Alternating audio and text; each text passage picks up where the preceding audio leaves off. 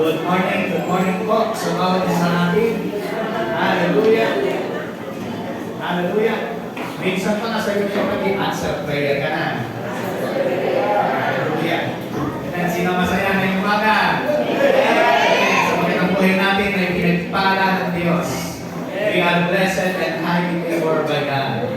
Ganyan po kadakila ang kanyang pag-ibig sa atin.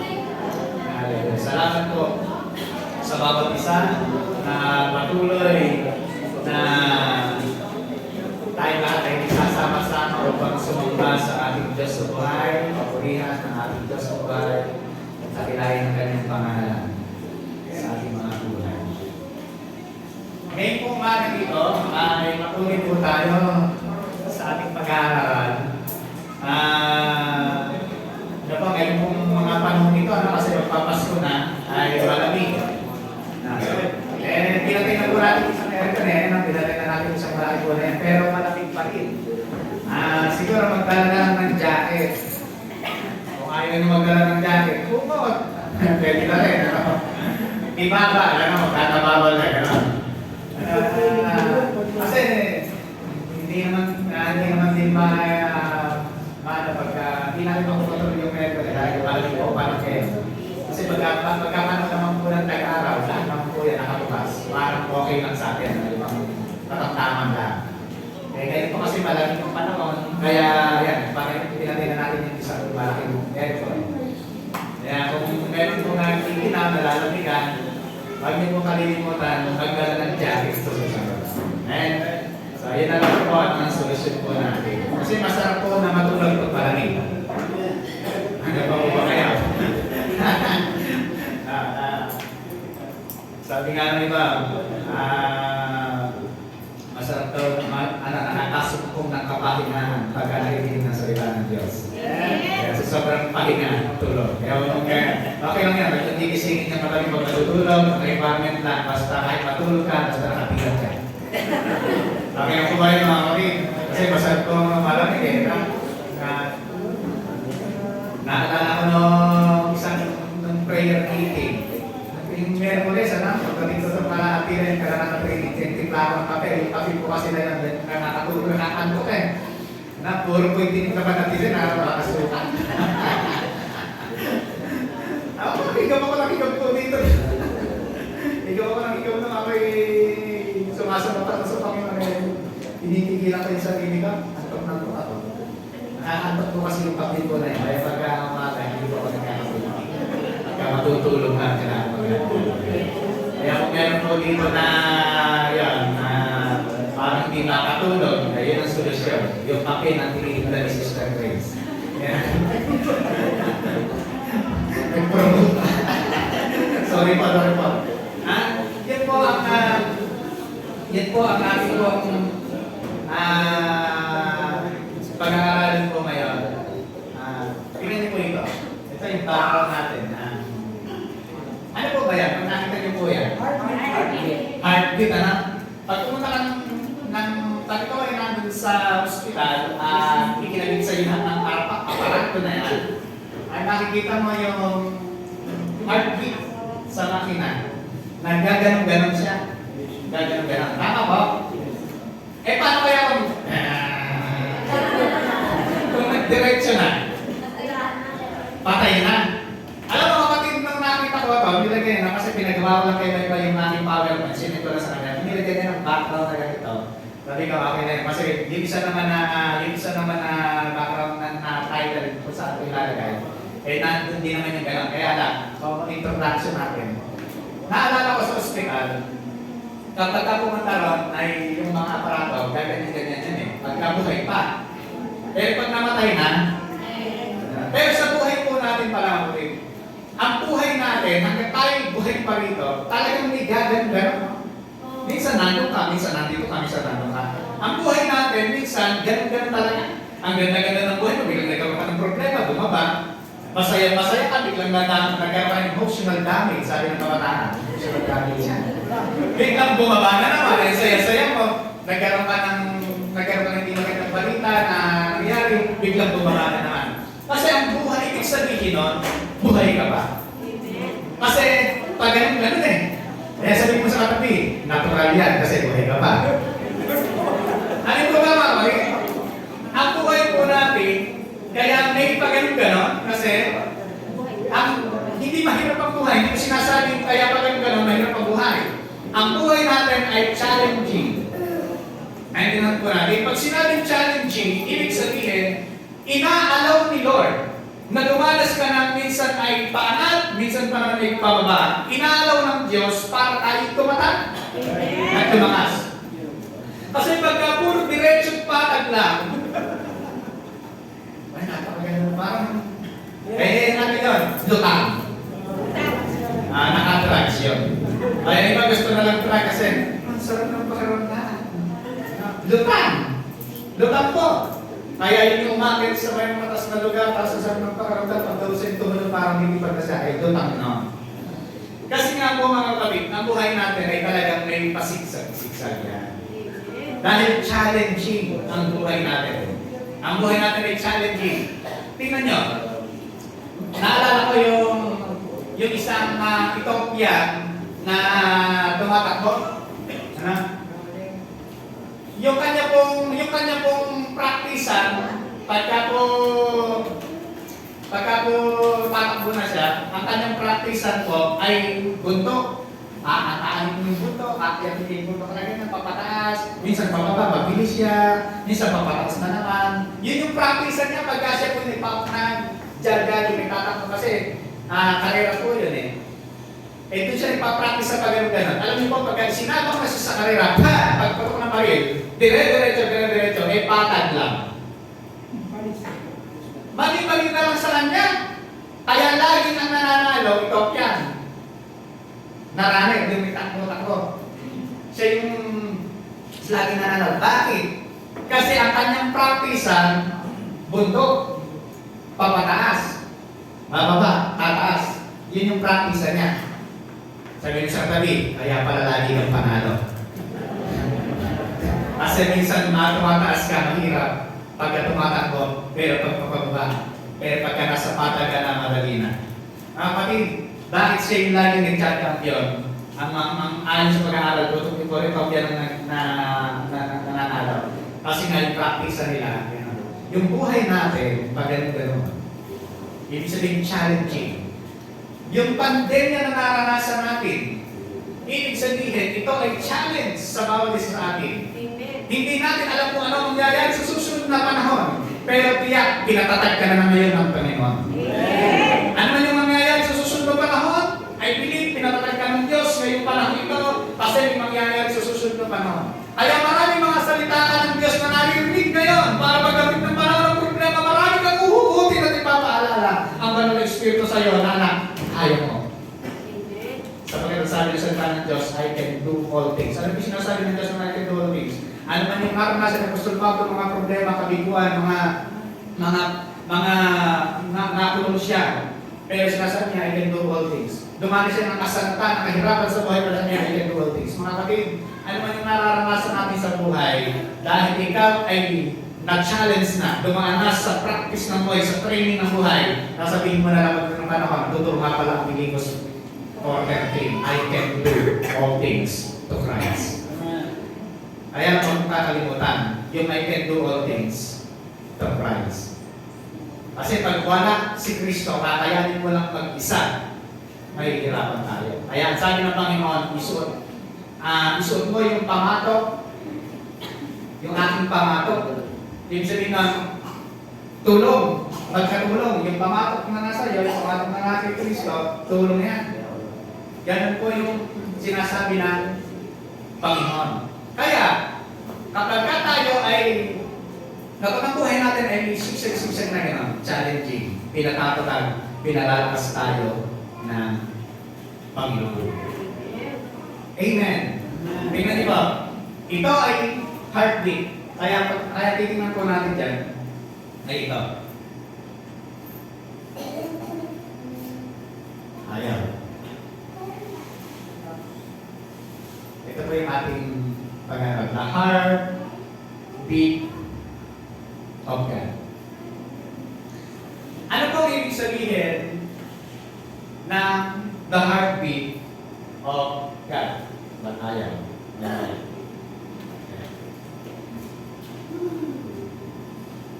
Yan. The heartbeat of God. Kung ano yung pintig ng puso ng Panginoon, yun yung pintig ng puso natin. Dapat. Kaya pagka tahimik, pakiramdaman yung pintig ng puso ng iyong katabi. Sino ba pinipintig?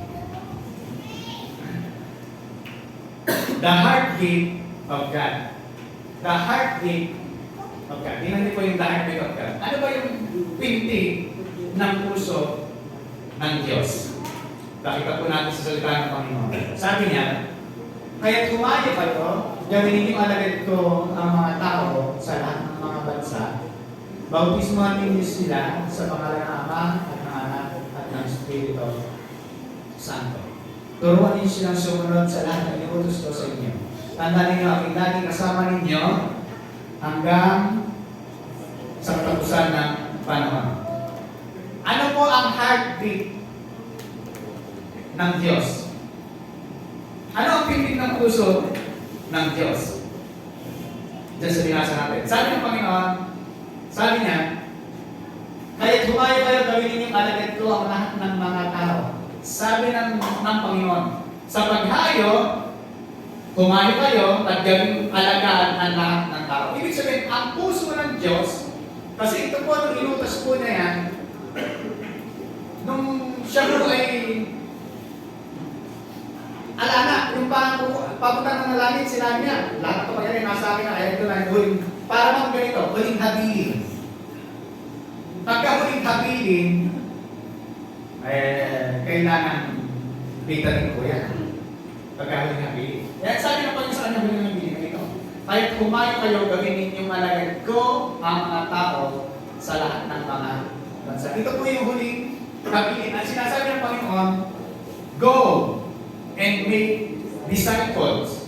Yan yung habilin ng Panginoon. Ibig sabihin, makikita natin yung heartbeat ng Lord, yung puso niya ay para doon sa mga tao na kailangan maabot ng salita ng Diyos. Ang heartbeat ng Panginoon ay mga kaluluwa na kailangan ay madala sa paanan ng Panginoon. Kaya sabi, humayo at gawin ninyong alagad ko ang mga tao. Lahat ng tao, ang mga tao, walang pinipili kung sino man, ang gusto ng Diyos maging alagad ng Panginoon.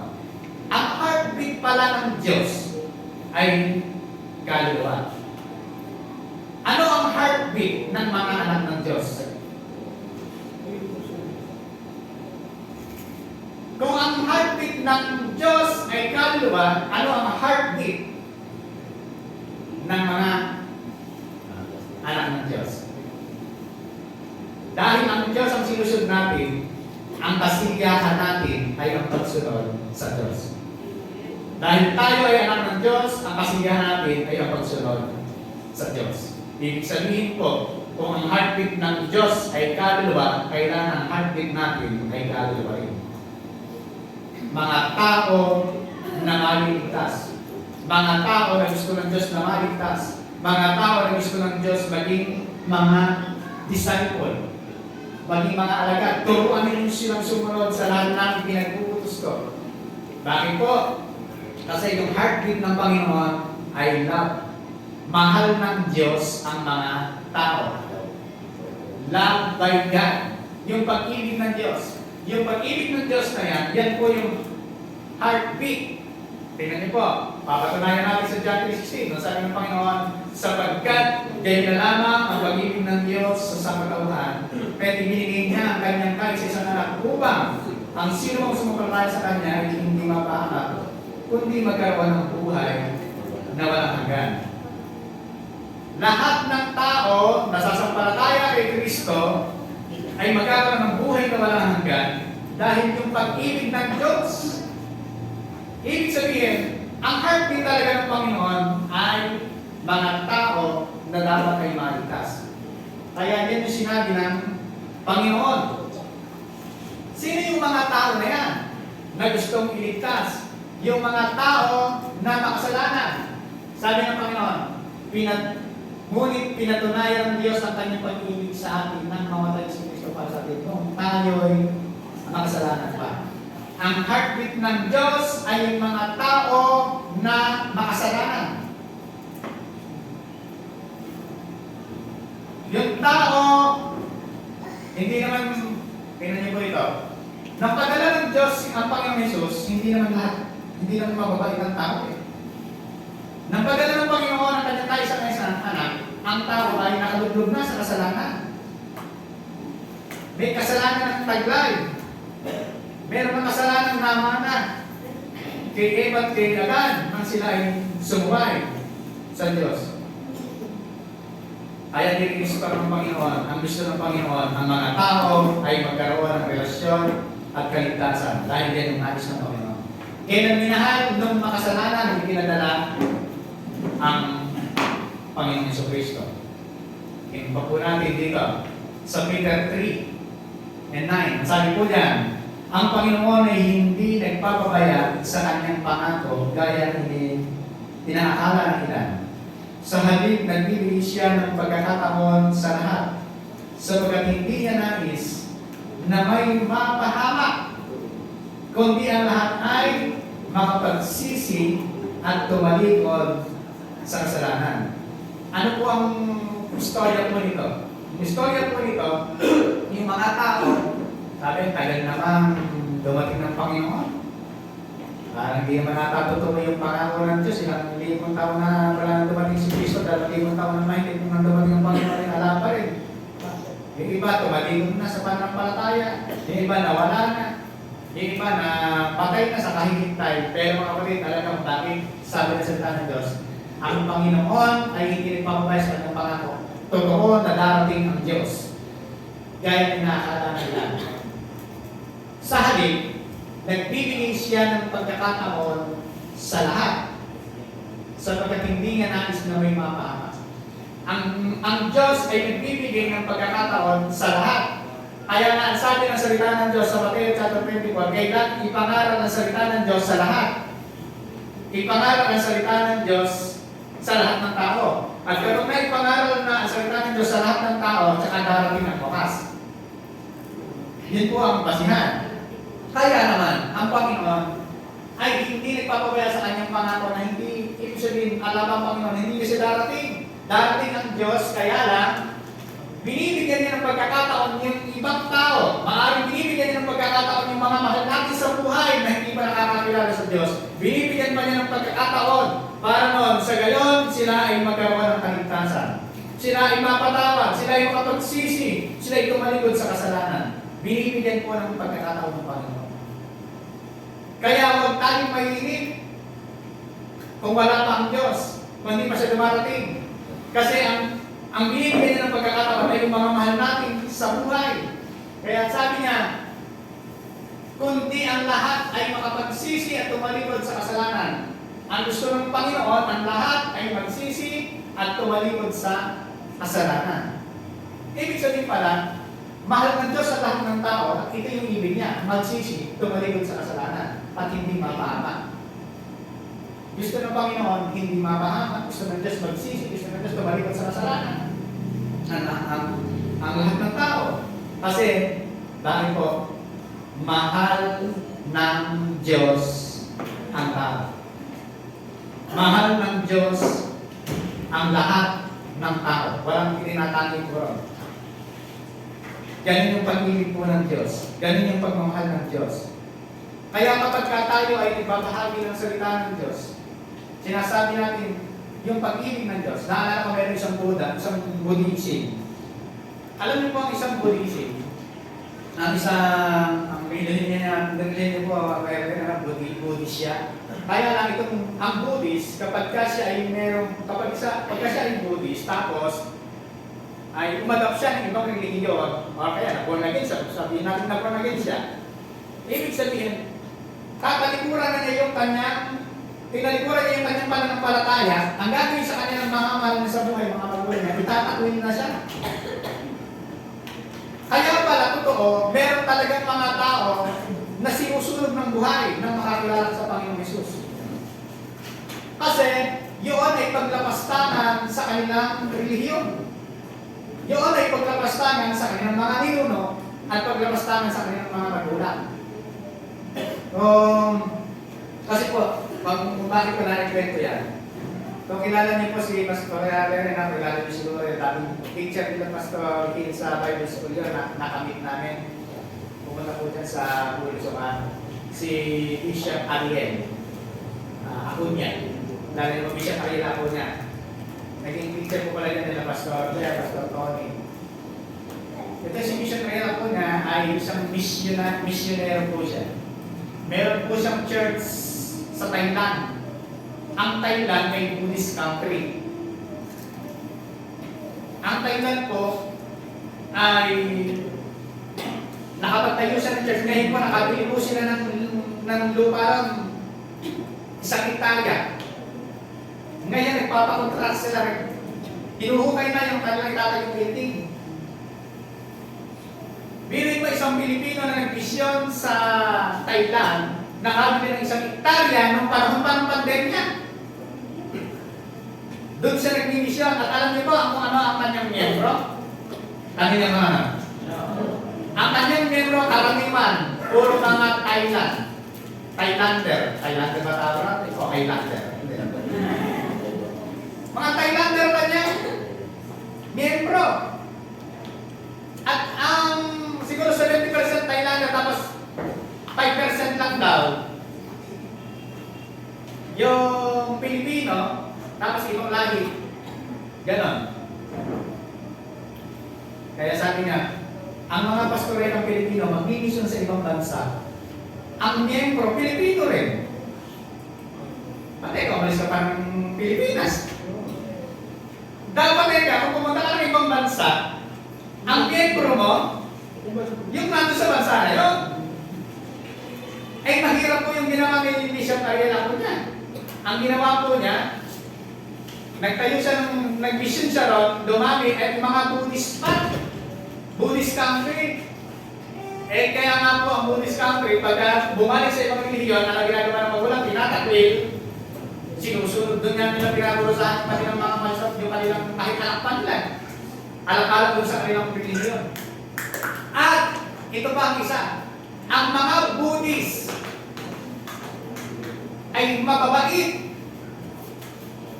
kaysa sa Kristiyano. Ay napakabait daw po ang mga Buddhist. Bumili raw sila sa hardware, isang truck na mga gamit. Iniwan nila sa isang lugar na yung pagpagagiti, pagka iniwan sa isang lugar na yun, mawawala na. Pati iniwan daw sa isang lugar na yun. Sabi ng isang Pilipino kasama ni Bishop Ariel, hindi ko kayo mawawala. Hindi ko mawawala yan. Eh magdamag na doon. Walang nawala ang isa. Wala rin kung nawala. Sa Pilipinas naman. Lalo walang nawawala. Pagka sa Pilipinas. Hindi ko minamalit sa bansa natin. Humihina yung Pilipinas ko na. Kasi kailangan magsalita tayo ng positive na. Kasi sabi ng magkwento, paano yung kamalalang pagka nandun para sa Saudi, tapos may kami mo, paano yung kamalalang pag nasabi na tapos may kami mo, may ghetto. Eh paano malalang pag nasa Pilipinas kayo, tapos may kamay mo, puto lang kamay mo. Bakit? May alahas, may sising, may ano. Tanda lang yung tayo mo. Ganyan na sinasabi ng iba. May nabalik yung ating bansa. Nakikita nila pagdating ng panahon. Sino naniniwala? Amen! Darating yung panahon ng mga Pilipino naman, ang pinupuntahan ng mga ibang bansa, sila naman ang nagkatrabaho dito, yung mga Amerikano na yan, tagalampaso natin sa church yan. Tagawalis nyo ng bakuran. Ay, ayaw maniwala. Sabi ng Panginoon, maniniwala, yun ang may mapapala. Hindi mangyayari sa buhay.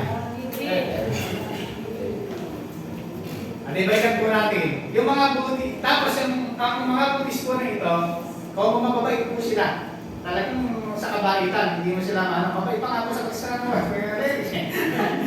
ang mga Buddhist Tapos, nag-mission doon sila na na ang mga miyembro niya ay mga Thailander. Ano yung ibig sabihin?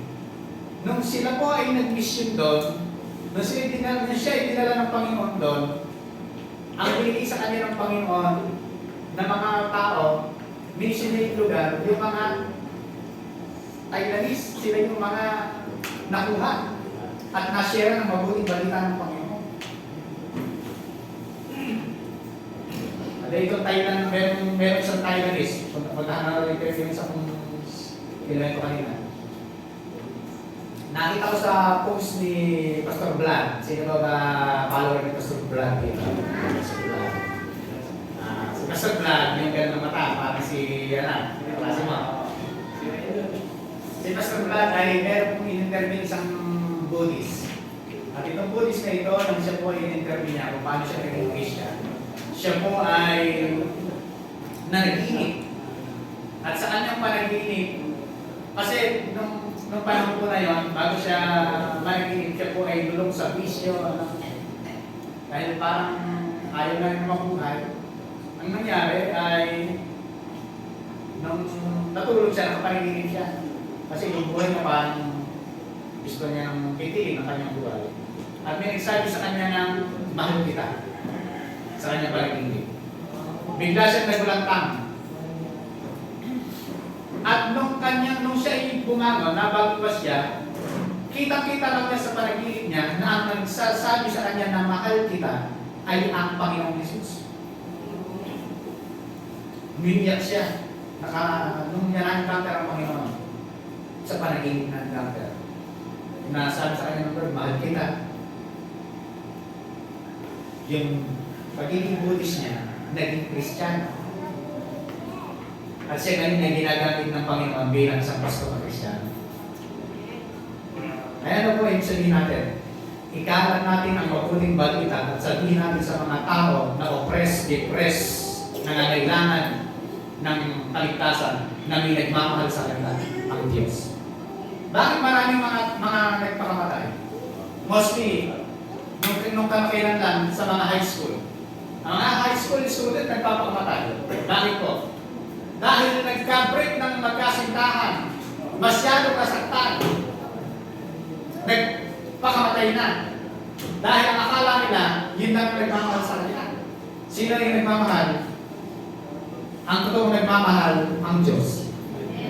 Kaya nung pumunta kami sa school, sinabi namin sa kanila, ang totoong magmamahal sa atin, ang Diyos. Bakit po? Iiwan kasi ang lahat dito sa mundo pansamantala. Asawa natin pansamantala. Sabi natin, asawa natin magmamahal sa atin pansamantala. Sapagkat lahat dito ay mawawala, mamamatay. Ang Panginoon lamang ang hindi.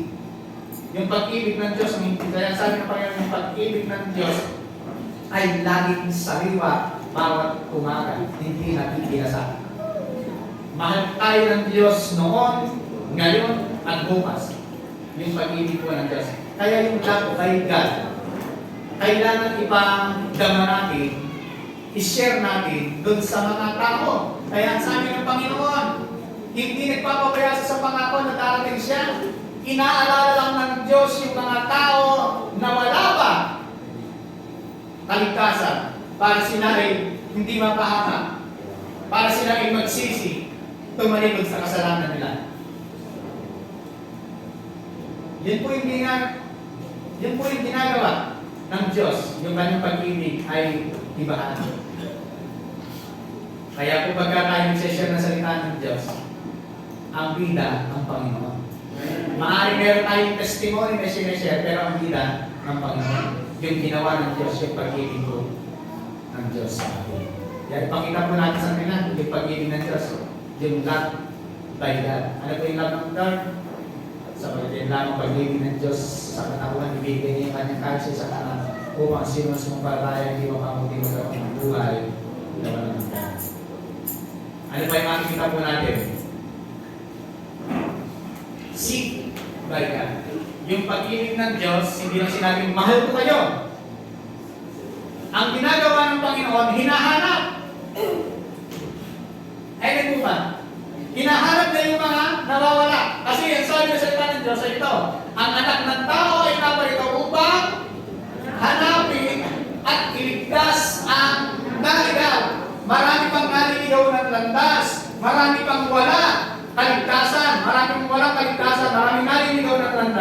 Kaya ang Panginoon Jesus sabi na, ang anak ng tao, referring kay Jesus Christ, ay naparito upang hanapin, iligtas ang naligaw. Wala na ang Panginoon Jesus dito sa mundo bilang tao. Nasa kanan na sa ng Diyos. Sino na representante ng Panginoon Jesus? Tayo. Kaya tayo daw ay maging asin at ilaw para tayo ay mag-impluensya, mag-share, maging testimonya sa ibang tao, ibahagi ang Panginoon upang makita nila si Kristo sa buhay natin. Sino po ang nakikita sa buhay natin? Si Kristo o ikaw? Kaya kailangan si Kristo makita. Hinahanap kasi ng Panginoon yung balapa. Hinahanap ng Panginoon yung mga namin dapat ay maligtas. Sino nahahanap? Kaya pag nag-share tayo dyan, hinahanap natin yun. Pumunta tayo sa isang bahay, nag-share tayo. Hindi natin alam kung ito ba rin talagang totoong naborn again. Ito kasi ang totoong, ikaw lang naman ang Diyos at makakaalam kung talagang totoong naborn again ka. Hindi natin pwede sabihin sa isang tao na hindi ko naborn again. Kasi talagang mayroong mabagal ang response. Ikaw ba pag nagtanim, may bunga agad bukas. Ang pinagganagawa natin, kapag tayo, i-session sa ng Diyos, nagtataniman tayo. Tatanim. Hindi natin alam kung sino ang pag-ibig dyan. Baka sa susunod na labas natin, nag-ibig naman tayo. Hindi din natin alam kung sino ang aaling. Kasi kung pumunta dito sa church, pinadala ng Diyos, tayo umani. Eh kung hindi sila pinadala dito ng Panginoon, sa iyo pinadala, hindi tayo, hindi ng Diyos kung bakit doon, dinala. Ang ibig sabihin lang natin, kailangan tayo ay mag-share ang salita ng Diyos kasi hinahanap ng Diyos yung mga taong naliligaw para maligtas. At tayo po yung gagamitin ng Diyos. Kailangan lamang po natin ng sipag. Amen po ba mga Marie? Kailangan masipag tayo sa pinagagawa ng Diyos. Hindi masipag doon sa hindi naman pinagagawa. Kaya pag napagod tayo, sipag-sipag natin sa hindi naman pinagagawa sa atin. Tapos sabihin natin, Panginoon, mapapagod na ako. Eh, hindi naman kasi yan ang pinagagawa ko. Yan ang pinagawa mo. Kaya dapat masipag tayo sa pinagagawa ng Panginoon. Dahil si Lord, sabi niya, nandito ako upang hanapin yung nawawala, iligtas sila yung mga naliligaw. Tingnan niya, sabi ng Panginoon dito. Tingnan po ito. Ito pong kwento po na yan, hindi ko na po nakipagay pa, nakikita po natin yan. Sa Lucas chapter 15. Yung Lucas chapter 15, ito po yung una. Ang sabi ng Panginoon, sino sa inyo ang mayroong 100 tupa? Di ba kapag nawala yung isa, iiwan yung siyang nagot siya at hahanapin yung isa? Andiyan pa po ba kayo mga kapatid? Iiwan yung 99, hahanapin yung isa. Ibig sabihin, yung iniwan, yung nawawalang isa ay dati ng kasama ng 99. Naligaw lang. Kasi hindi nahahanapin kung wala naman talaga itong dati. Naintindihan ko pa natin mga kapatid. Kaya naunawaan ko yung sinabi ng salita ng Diyos. Sabi ng salita ng Diyos, dito ko naunawaan yung sinabi ng salita ng Diyos, na bago pa man ilagay ang pundasyon ng mundong ito, isinulat na ng Diyos ang pangalan mo sa aklat ng buhay. Kaya nang matagpuan tayo ng Diyos, kaya tayo natagpuan ng Panginoon dahil nakasulat na tayo sa aklat ng buhay. Sabi ng Revelation at sabi ng Ephesians, nakikita po natin ganyan. Dalawang verse ang nagpapatunay. Kasi yung 99, yung isa ng tupa, nawala yung isa, kaya hinahanap kasi dating kasamahan. At alam niyo mga kapatid, ito pa, nung makita, ang sabi ng Bible, papasanin siya, pasan-pasan, at dadalhin doon muli sa kasamahan. Alam niyo mga kapatid, minsan, nung nalaliw tayo sa Panginoon, Kaya pagod na pagod tayo, hindi na alam kung saan tayo pupunta, kung talikan na tayong tinig, nakikinig, kung kasan tayo nagpupuntang lugar. Pero ano mga kapatid, dahil tayo napagod, nung tayo makakilala sa Panginoon, nakakita tayo ng totoong kapahingahan ng ating mga kaluluwa. Kasi pasan-pasan tayo ng Diyos. Pinasang tayo ng Panginoon. Mula tayo ay naliligaw. Nang makita tayo ng Panginoon, pinasang tayo ng Panginoon. Ganun kabuti ang pag-ibig mo ng Diyos. Ano ba yung nakita po natin? Tingnan niyo, sabi ng Panginoon na sa kanyang paghahanap, kasi by God, sa kanyang paghahanap, iniwan na yung 99. Hahanapin lang niya yung isa.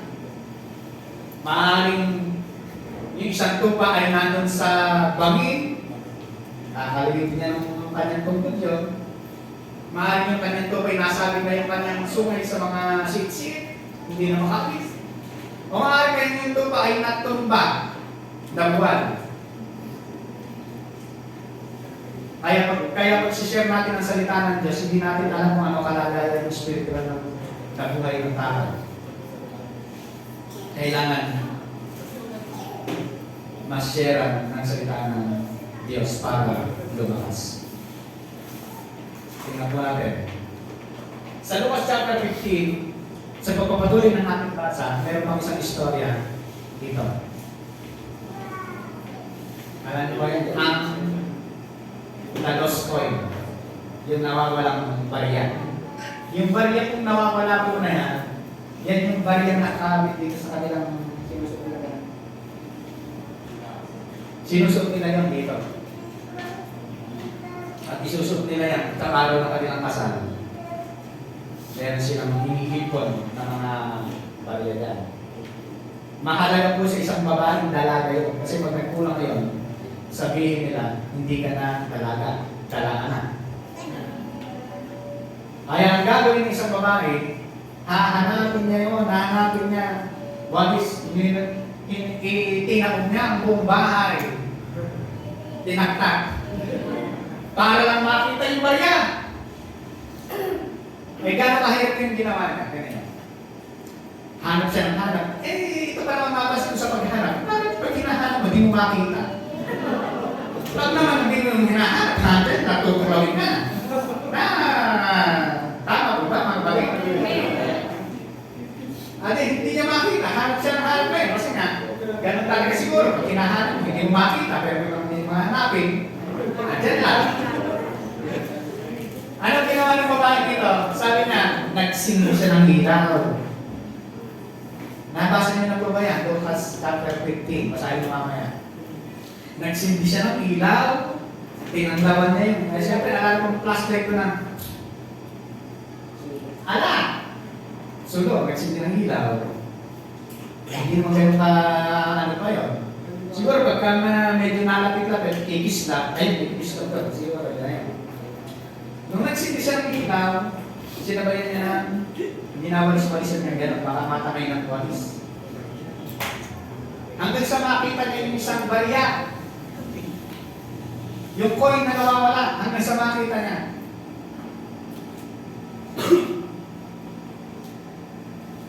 Siguro, alam niyo mga kapatid, para siguro tayo maging impact sa lugar na ito.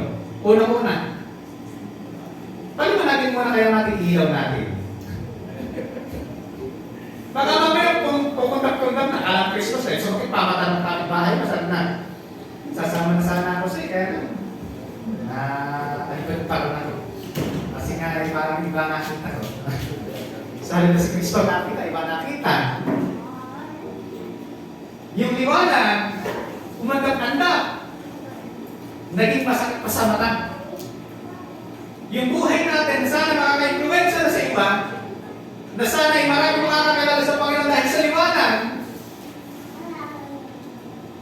umandap-andap pa. Kaya napakahalaga, kapag naghahanap ng kaluluwa, buhay muna natin ayos. May liwanag. Ayun ito ba mga kapatid? Eh, paano tayo makaka-influensya sa iba? Eh, pag nagaling tayo, hindi na po ang ating bahay.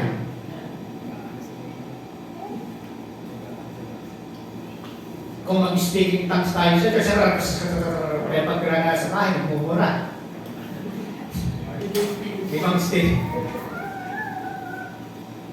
Kaya nga kailangan maliwanag mo ng ilaw. Amen. Yung ilaw natin, pasindihan mo na natin sa Panginoon para lalo mo liwanag. Siguro, sa pagkaliwanag natin, marami nang lalapit na isda kasi maliwanag. Naman po ba natin mga kapatid? Ano ginawa na habang nagsindi ilaw? Nagwawalis, simbolo ng paglilinis. Kailangan malinis muna eh. Yung buhay natin, walis-walisan. Ako yung mga agiw-agiw ng sumati. Makikita. Pinanay po. Sabi na, nung makita daw niya yung... Bago niya makita yung coin, nagsindi siya ng ilaw, nagwawalis siya, hanggang sa nakita niya. May ginawa mo na siyang paglilinis at pagliliwanag. Nakita niya ngayon, at nung nakita niya, tuwang-tuwa siya. Anong ibig sabihin ng tuwang-tuwa? Kung makita yung tuwa, tuwang-tuwa. Makita yung coin, tuwang-tuwa. Ibig sabihin, ang Diyos natutuwa kapag ka merong tao na nakilala sa Diyos. Gusto po ba natin natutuwa ang Diyos? Yeah. Alam ko, naniniwala ako pag ang Diyos natuwa. May pagpapala.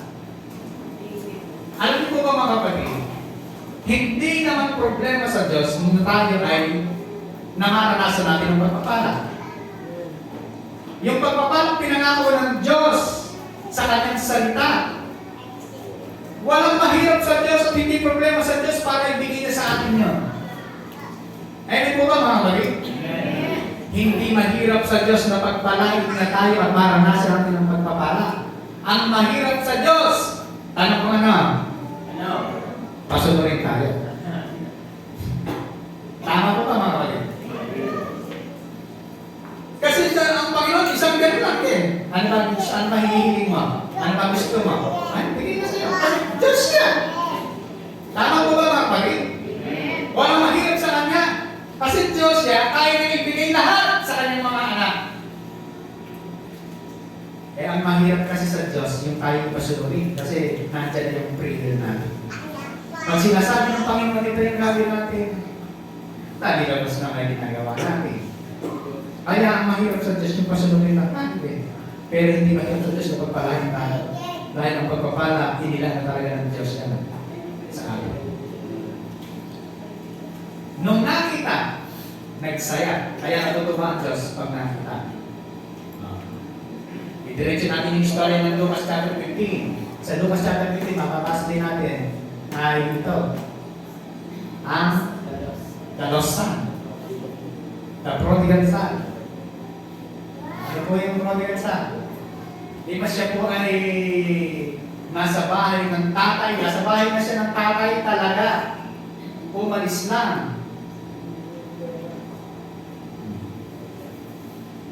Nung ang kanyang buhay ay hindi na maganda, hindi na maipinta, pumapangit na, ang ginawang nangyari ay napag-isip-isip niya yung kanyang kalagayan sa bahay ng kanyang tatay. Sabi sa bahay ng tatay ko, maraming pagkain, ang kinakain ng katulong natin, masasarap, ako naman, pagkain ng baboy. So, bumalik na siya. At nung bumalik siya, tuwag-tuwag yung tatay nung siya ay bumalik. Dahil nasumuhan, kayo mga anak, patay na yung anak mo ito na buhay. Nawala ang ngayon nasumuhan. Magkasiya kayo sa atin. Diba? Tuwan-tuwa, nagkaroon ng party, nagpatay ng mga pinatawang buya, pinatawang baka, nagkaroon ng kasiyahan. Dahil po, nakita, sick by God. Kaya ang langit ay magkakaroon ng kasiyahan kapag ka maraming mga tao ang nakakilala sa Diyos. Amen. Kung gusto natin magkaroon ng maraming kagalakan, anghel sa langit na nagkakasiyahan, kahit saan tayo nandun, ibahagi natin si Kristo sa mga tao. I-share natin ang kabutihan ng Panginoon sa mga tao. Kasi ang nag-share ng kabutihan ng Panginoon sa mga tao, sabi ng Bible, and he who win soul is wise. The fruit of the righteous is a tree of life, and he who wins souls is wise. Matalino ang taong nag-win-win ng mga kaluluwa. Matalino ang mga taong nagdadala ng kaluluwa sa Panginoon. Ang matalino pala, hindi dahil mahusay ka sa mga geometry, algebra, o ano pa mang pinag-aaralan sa eskwelahan. Sa Diyos, sa harapan ng Diyos, ang matalino, ang taong nagdadala ng kaluluwa sa Diyos. Kaya hindi ko ba manapagin? O sino na handa na yung pag-ibig ng Diyos ay ipadama sa mga tao, hahanapin natin yung mga tao. Kahit saan kayo nandun, alam niyo po mga kapatid, hindi naman lahat nakakahayo eh. Isa lang kayo gawin mo, para ikaw makapagdala ng kaluluwa sa Panginoon. Meron kang isang taong pinagpe-pray, ewan ko kung ano nangyari sa mga taong pinagpe-pray niyo, kung nasa na. Pinagpe-pray niyo mo ba? Ayun ang problema. Na wala kang panalangin. Basta ako nga, hindi na nagpe-pray. Magpe-pray ko pa ba yun? Ayun ang mga problema eh. Pinagayahan natin sa pagpapag-pray eh. Mga kapatid, ang nangyayari kasi nagiging baligtad. Tingnan nyo, kung kayong patay na, tsaka pinapanalangin yung tao. Dapat kung kayong buhay, tsaka ipanalangin para na makakilala kay Kristo. Amen po ba? Nabaligtad po yung mangyayari eh. Dapat habang buhay, ipag-pray na natin sa Diyos at habang pinag-pray natin sa Panginoon, sineshare natin. Kasi pag pinag-pray po natin yan, nakukultivate yung kanyang puso at kapag nakukultivate, naaarami yung puso niya, yung sabihin, pag tinaman natin ang salita ng Diyos, pag tumubo, dire-diretso pagdating. Kasi naalagaan mo sa panalangin, na-share mo pa ng salita ng Diyos. Eh, kamusta na po yung ating prayer of three? Pinag-pray natin. Eh, kasi January, kailangan mayroong prayer of three tayo na pinag-pray. January yun. And then, makatapos na naman ng taon. Eh, basta, simulan ko lang yun ng January. Eh, matatapos na naman taon ng 2024. Eh, simulan ko lang lipas ng January. Puro lang January, simula. Eh, ang kapiran ko pa, basta, simulan na kasi ang taon, January. Sino gusto maging matalino sa harapan ng Diyos? Ito po ang solusyon. And he who wins soul is wise. Matalino ang tao na nagdadala ng kaluluwa sa Panginoon.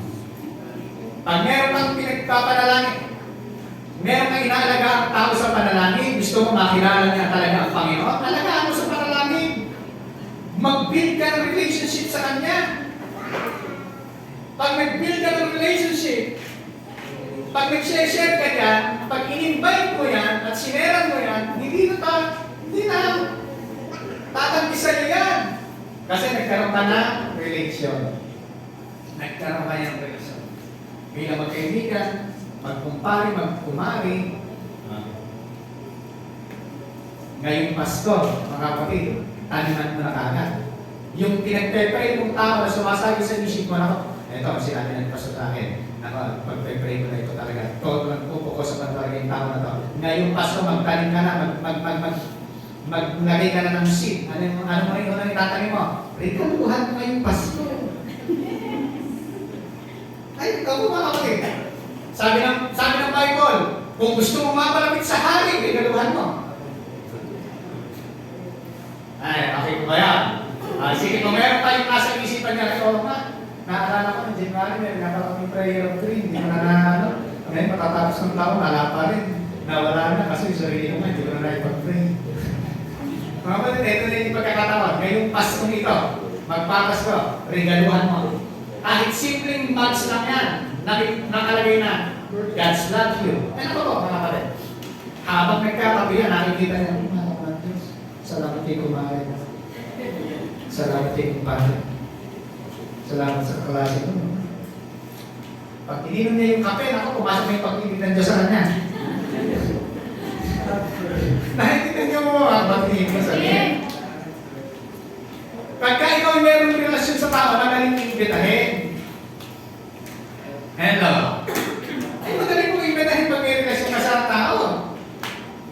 Pag pinakitahan mo na lalo binigyan mo pa. Pero yung lahat binigyan mo. Ay, ako. Tapos ano yung pinagay niyo? Kasi nga, nagkaroon ka ng ano sa kanya eh, attachment. Nung siya inalagay mo ng regalo. Yan lang po ang, hindi po mahirap magdala ng kaluluwa sa Panginoon. Alagaan lang natin sa panalangin, tapos mag-build tayo ng relationship. Eh bakit pagka dati, nasa inuman tayo, at diba, nagpuno tayo. Kahit gano'ng kamahal. Eh yun, something lang naman, nabibigay mo, regaluhan mo lang ng ano, yung talagang tao sa pray mo. Ha?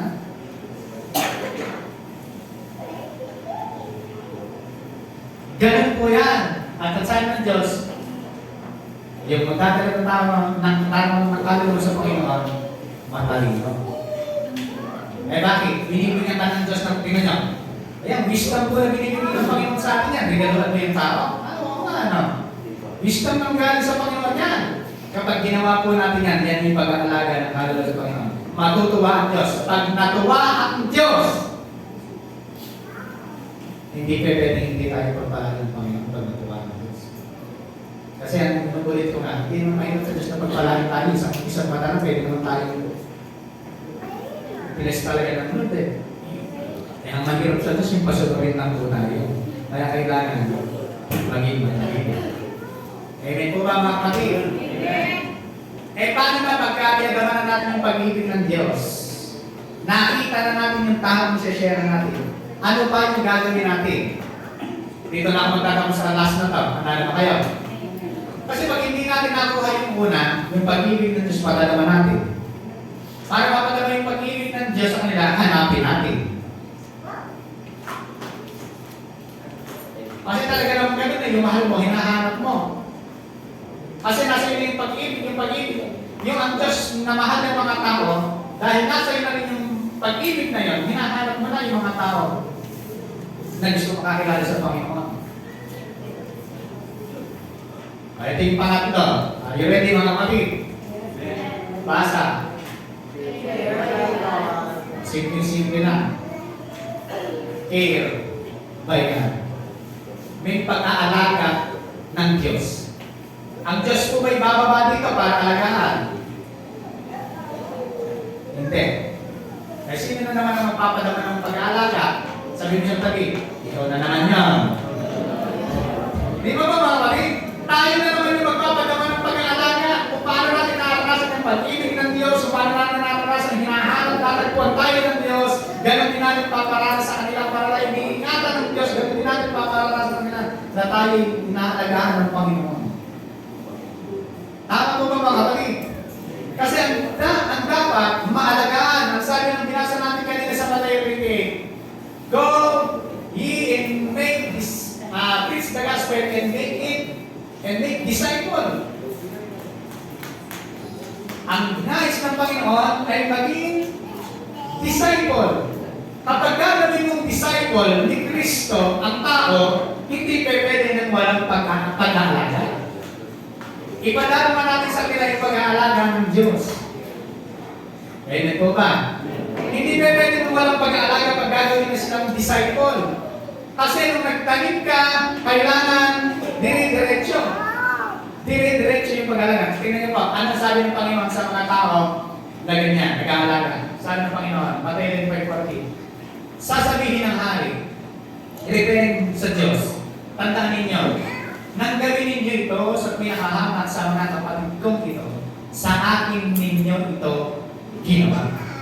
Ano po ang nandun sa verse 4 rin, pagkabasahin natin, sabi ng Panginoon, ako ay nabuto, ako ay inyong pinainom. Ako ay ubad, ako ay inyong bigyan ng naisusunod. Ako ay nasa bilangguan, ako ay inyong dinalaw. Ako ay nagkasakit, pinuntahan ninyo ako. Anong ibig sabihin yan? Sabi ng Panginoon, nang gawin ninyo ito sa pinakahamak. Sabi kasi ng mga tao, Panginoon, kailan namin kayo nakita sa bilangguan? Kailan namin kayo nakita may sakit? Kailan namin nakita ng hubad?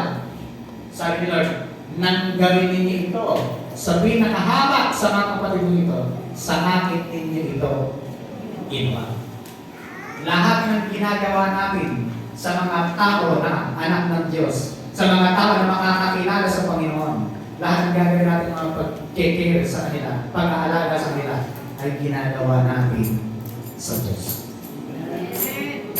Sabi po ng salita ng Diyos, ang nagpautang sa mahirap ay nagpautang sa Diyos.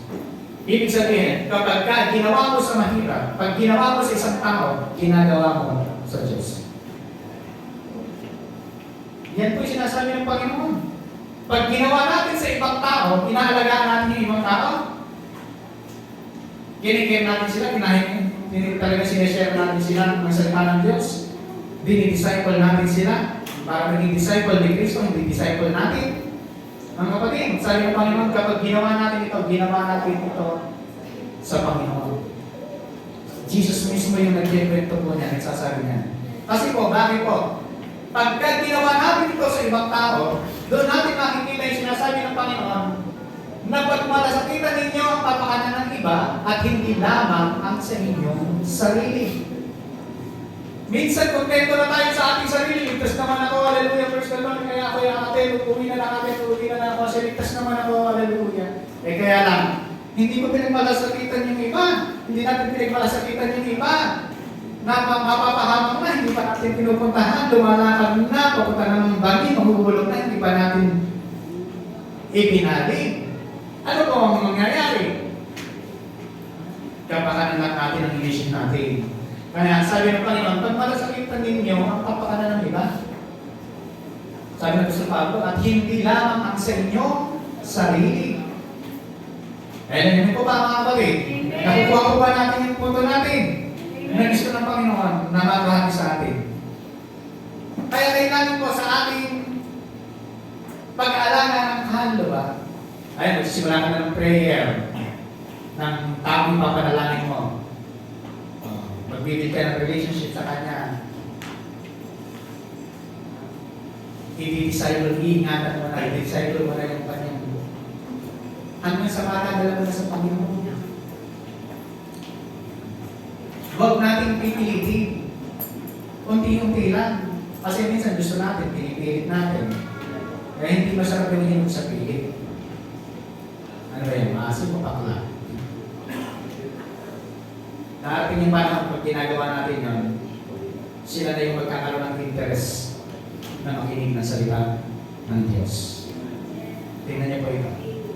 Sabi ng Apostol Pablo kay Timothy, kaya nga anak ko, magpakatatag ka sa tulong ng kagandahan loob ni Kristo Jesus. Ang mga narinig mo sa akin sa harapan ng maraming saksi, ipagkatiwala mo rin sa mga taong may katapatan at may kakayahan magturo naman sa iba. Sabi ng pagkakayang sa Pablo, Timothy, anak ko, lahat ng narinig mo sa akin, pangangaral ko sa iyo, mga disciple, nakita mo sa akin, gawin mo rin doon sa mga tao. Paano ganito? Halika, Red, halika, Red. Ito si Timothy. Ito si Timotita.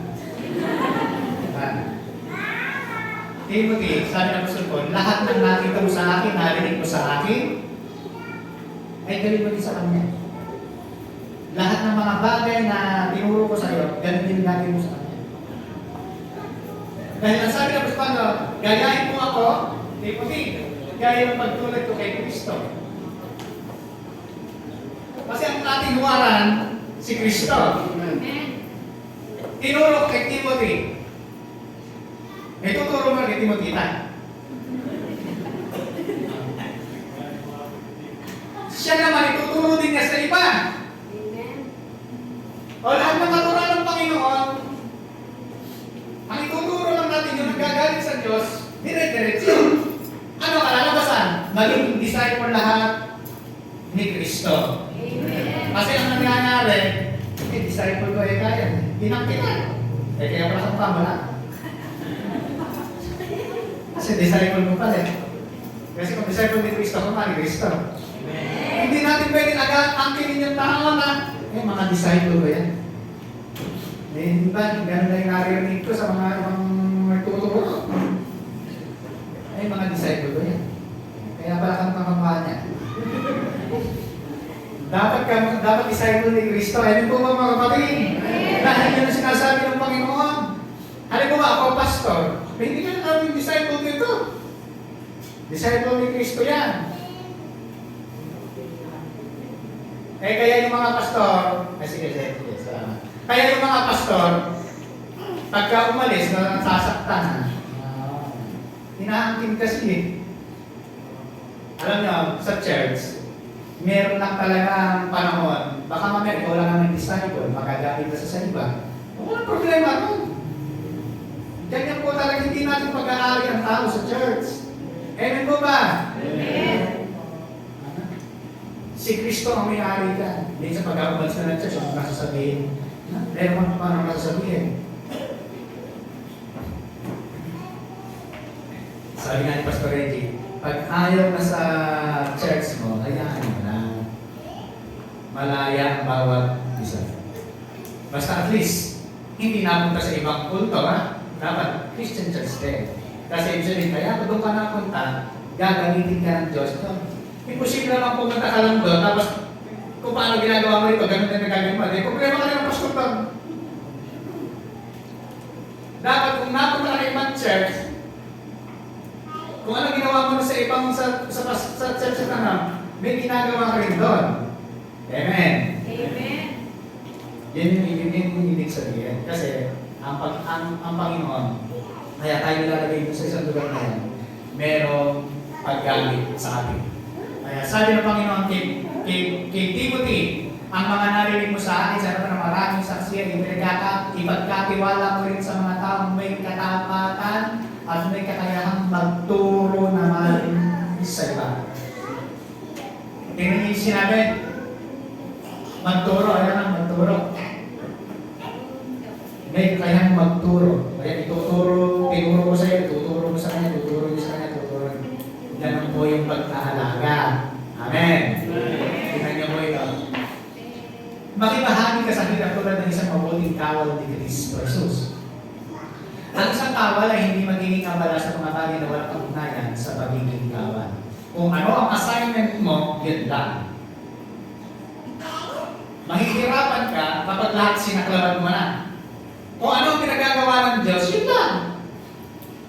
Kasi ang isang tao ay hindi maaaring maging abala sa mga bagay na walang kaugnayan sa pagiging kawal. Hindi mo naman na saklaw, gagawin mo, mahihirapan, mapapagod ka. Sa halip, sinisikap niyang mabigyan ng kasiyahan ng kanyang pinuno. Ito pa, hindi maaaring gantimpalaan ang isang manlalaro kung hindi siya naglalaro ayon sa mga alituntunin. Kung ang race, karera, takbuhan, marathon, mula dito, takbuhan, hanggang sa boundary. Nung nagtakbuhan na rito, sumakay ka na ng tricycle, hinintay mo na sa boundary, sabi mo, ako panalo!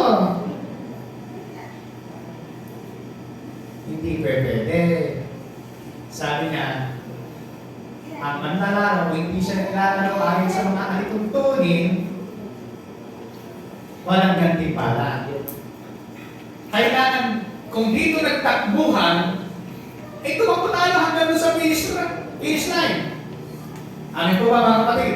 Nakuha niyo ba dito sabihin? Kapag tayo nagsimula sa pananampalataya natin, takbo lang tayo, takbo. Siyempre sa pagtakbo natin, maaaring mataba ka. Sa pagtakbo natin, maaaring mapapagod ka. Hihingali ka, lalakad ka lang muna. Sa pagtakbo natin, ganyan. Yun yung alituntunin. Lahat tayo tumatakbo ng takbuhan. Kaya sabi ng Panginoon, hindi maaaring ganun pala kapag ka lumabag ka sa alituntunin. Huwag kang lalaban sa alituntunin. Walang shortcut na paglilingkod. Ang paglilingkod ay hindi pabilisan, patsagaan. Ano po ba mga kapatid? Hindi pabilisan ang paglilingkod namin sa Lord. Ang paglilingkod sa Panginoon, patsagaan. Kaya nga sinabi ng Panginoon, may nauna, nahuhuli, nauna. Kasi kailangan mo magtsaga. Yung bakit naunahan mo na yung nauna dati? Kasi naman, hindi nagtsaga. Ito. Kaya sabi ng Panginoon, unang sinabi niya rito, pagiging kawal. Sabi ng Apostol Paul, kinumpara ikinumpara niya ang pagsunod, ang paglilingkod, ang pag-aaral ng mga tao. Ikinumpara niya saan? Una, sa soldier, pagiging kawal. Pangalawa, sa pagiging athlete. Atleta. At pangatlo, saan? Sasaka. Sabi niya ron. Pang-anim, verse 6. Ang magsasakang nagtatrabahong mabuti ang siyang dapat unang makinabang sa bunga ng kanyang pinaghirapan. Ikaw ang nag-aalaga, hindi pwede na iba ang aani. Dahil kung sa'yo yan, dapat ikaw ang umani niyan. Pag iba ang umani niyan, magnanakaw yun. Kasi ikaw ang nagtanim, ikaw ang nagdidilig, ikaw ang nag-aalaga, huwag mong hayaan. Napuntahan ng iba. Ikaw dapat. Ayun mo ba magaling? Kaya itinuloy, tatlong pinagtularan ng Apostol Paul kung paano yung dapat nagawin sa pagiging kawal, sa manlalaro, saka sa magsasaka. Yan yung tinuturo ng Panginoon ng Apostol Paul sa pag-aalaga. Alam niyo po, sa lote na aming binili, meron po akong kaprasong tanim ng mura. Kaya tanim akong kapraso. Ayan. Kapraso lang yan. Bumili lang ako ng 10 siling panigang, 10 kamatis, 10 talong. Yan lang po yung tip. Kung mga dibaran ko lang po, kasi mahilig ako magtatanim-tanim ng dibaran lang. Kung nasa amin ako, pagkagising ko sa umaga, pagkakapon, didiligan ko. Sa hapon, didiligan ko. Tapos nandyan na ako, yung nakalipot na tao, nakalipot ko na yan, yung tampak na lupa po yun eh. Eh, pagkahapon, maliit ko rin. Minsan, nakaupo lang ako ron. Ipapahangin-hangin lang po ako yan. Masarap mamahinga po yan eh. Meron po akong tanim na yan. Napansin ko, habang ako'y nandoon, sabi ko, ang pag-aalaga pala, kasi wala namang patubig, ang pag-aalaga pala, parang lumago, talagang titiligan mo. Umaga, mabilis matuyo ang tubig. Kaya umaga hapon ng dilig. Yan.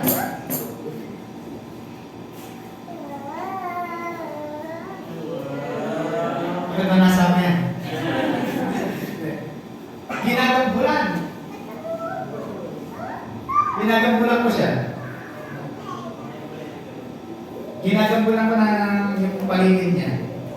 Eh, hindi ko alam kung natamaan mo yung ugat na kaya gagawin ko na lang, pagkakapag na po, dinidiligan ko na lang kung natamaan mo yung ugat. Eh, sabi sa talaga parang mahalagaan mo. Konti lang yung kapraso lang, napansin ko na yung nalagaan ko na ito, kumaganda. Ganda na eh.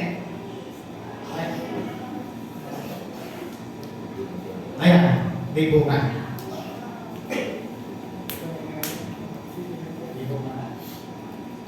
Ayun, may bunga talaga.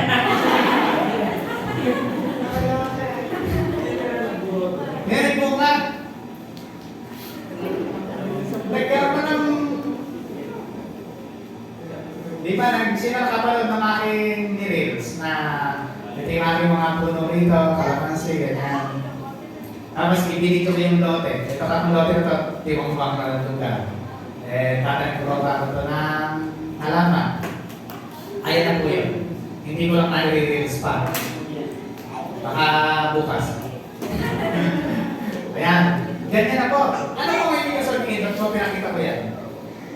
Kapag nag-aalaga ng kaluluwa, talagang pinupuntahan, dinadalaw, dinidiligan, ginagampun. Kung gusto mong gumanda, mamunga.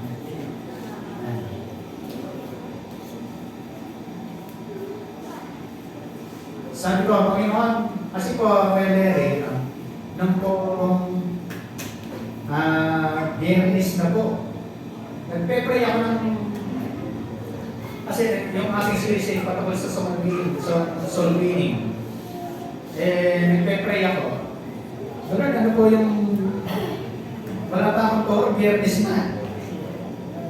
Ano yun, alam niyo po, subukan niyo magpastor.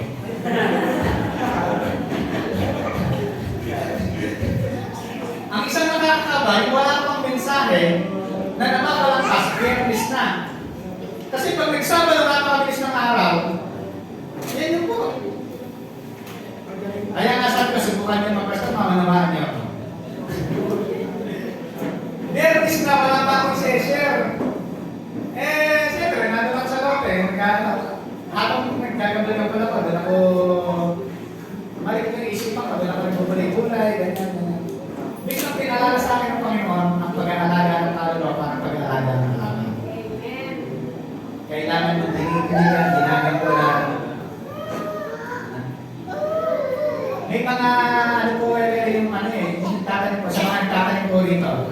May yung sili, meron siyang dinalapuan ng parang nasa sitaw na kulitin na ayot. Tinatanggal ko yun. Minsan, tinitiris-tiris ko rin halaman. Kaya pa naman yan.